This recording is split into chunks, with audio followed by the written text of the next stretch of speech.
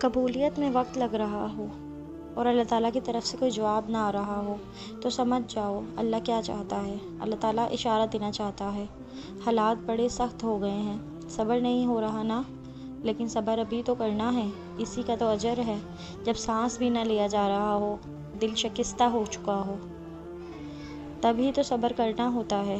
تھوڑا اور صبر کرو، وہ وقت بدل دے گا۔ ہمت نہ ہارو، وہ کہتا ہے میں اپنے بندوں کو تنہا نہیں چھوڑتا، تو بس یقین کے ساتھ صبر کرو۔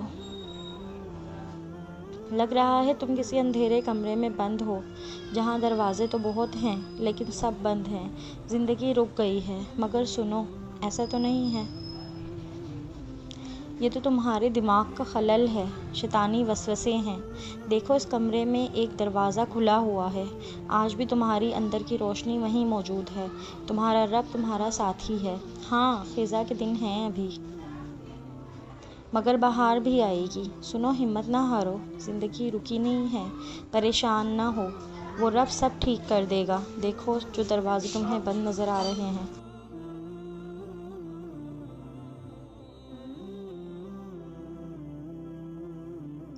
ان تک پہنچنا ناممکن نہیں ہے، بس ان تک پہنچنے کا راستہ تمہارے سوچے ہوئے راستے سے الگ ہے، کیونکہ کچھ چیزیں تمہاری سمجھ میں کبھی بھی نہیں، اس لیے اللہ نے کچھ جواب بس خود تک محدود رکھے ہیں۔ سنو، جو اللہ تمہارے لیے چاہتا ہے، کیا تم اس سے بہتر اپنے لیے چاہ سکتے ہو؟ کیا تم وہ جانتے ہو جو اللہ جانتا ہے؟ پھر کیوں مشکل لگتا ہے اس کے فیصلوں کو تسلیم کرنا؟ کیوں نہیں کرتے یقین کہ وہ بہتر لے کر بہترین دے گا؟ ایک وقت لازمی آئے گا، تمہارے وجود کو ریزہ ریزہ کر دے گا، تمہیں اتنا تھکا دے گا کہ تمہیں لگے گا جیسے یہ تمہاری کہانی کا اختتام ہے۔ لیکن تم پھر بھی دعا مانگنا مت چھوڑنا، تم پھر بھی اللہ کو پکارنا مت چھوڑنا۔ آزمائش تمہیں ہمت ہار جانے کی ہر ممکن وجہ دے گی، لیکن تمہیں اللہ کی محبت کے لیے آگے بڑھنا ہے۔ تمہیں اللہ کا وعدہ یاد رکھنا ہے، تمہیں یہ یاد رکھنا ہے کہ اللہ صبر کرنے والوں کو پسند کرتا ہے۔ تمہیں یہ کبھی نہیں بھولنا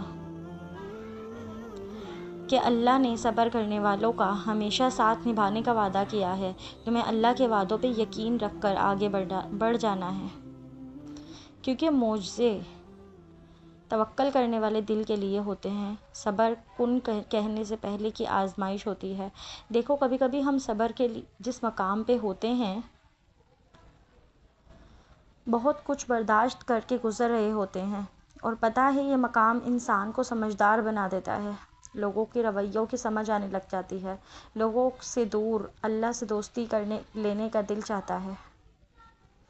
دل چاہتا ہے کہ وہ سب کریں جو رب کو پسند ہے، اللہ کو دل سے تھام لیں، دل کا تعلق بنا لیں، ایسے دل سے تھام لیں جیسے اللہ نے تھام لیا تھا جب دل نے تڑپ کر سجدہ کیا تھا، جس کی منزل کی تلاش میں راستے سب دھندلائے ہوئے تھے۔ دل کو بس یہی سکون ہوتا ہے کہ بس اللہ واقف ہے، پھر جہاں دل یہ کہتا ہے، وہی یہ گواہی بھی دیتا ہے کہ وہی مالک ہے۔ ساری مشکلوں سے وہی نکالے گا، مجھے قدم قدم چلا کر اسی راستے پر لے جائے گا جس سے میں بھٹک گیا تھا۔ دل کو یہ اطمینان تو رہتا ہے، میرا اللہ مجھ سے اتنا تو راضی ہے، جو مجھے مانگنے کی توفیق تو دے رہا ہے۔ اور پھر ایک دن آپ کو اندازہ ہوگا کہ آپ جس چیز کے لیے دن رات پریشان رہا کرتے تھے، اس کا بندوبست تو اللہ نے بہت پہلے ہی کر رکھا تھا۔ ایک دن آپ کو احساس ہوگا کہ ہر وہ چیز جو آپ کو کبھی خوفزدہ کیا کرتی تھی وہ ہو گئی ہے، لیکن اب وہ خوف نہیں ہوگا، کیونکہ تب آپ دیکھیں گے اور یہ دیکھ کر خوش ہوں گے کہ آپ کے رب نے سب کچھ آپ کی توقعات اور خواہشات سے بہتر کر دیا ہے۔ وہ اس خواہش کو دعا کا حصہ بناتا ہی نہیں جسے اس نے پورا نہ کرنا ہو۔ صبر رکھو، اب قبولیت آپ کا انعام ہے۔ دعائیں تو وہ بہت پہلے ہی تمہاری قبول کر چکا ہے، بس صحیح وقت کا انتظار ہے۔ ڈرو نہیں، اب اللہ کی مدد تمہارے ساتھ ہے، صبر کر کے دیکھو، کیا پتہ اس کی بھی وہی رضا ہو جو تمہاری ہے۔ اس کی دیری کو اس کا انکار کیوں سمجھ رہے ہو؟ کیا پتہ اسی میں تمہاری خیر ہو، تمہاری دعائیں ضائع نہیں ہو رہی۔ بس کچھ دعائیں قبولیت میں کچھ وقت لگاتی ہیں۔ اور پتہ ہے وہ کون سی دعائیں ہوتی ہیں جو قبولیت میں وقت لگاتی ہیں؟ جن کے لیے تمہارا مانگنا اس کو پسند آ جاتا ہے، جن پر وہ کن کا سوچ چکا ہوتا ہے۔ تو پھر کیوں پریشان ہوتے ہو؟ یہ سوچ کر کہ اللہ کی قبولیت کے دروازے تمہارے لیے اب تک بند رہے۔ اگر اللہ نے تمہارے لیے کوئی وسیلہ نہ بنانا ہوتا تو وہ تمہیں اپنے در کا پتہ بھی نہ دیتا۔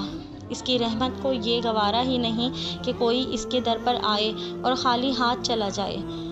ابھی تک اللہ کی جانب سے کوئی جواب نہیں آیا تو مطلب دعائیں مانگتے رہنا ہے، کیونکہ ہو سکتا ہے اللہ بھی تمہیں وہی دینا چاہتا ہو جو تم اس سے مانگتے ہو۔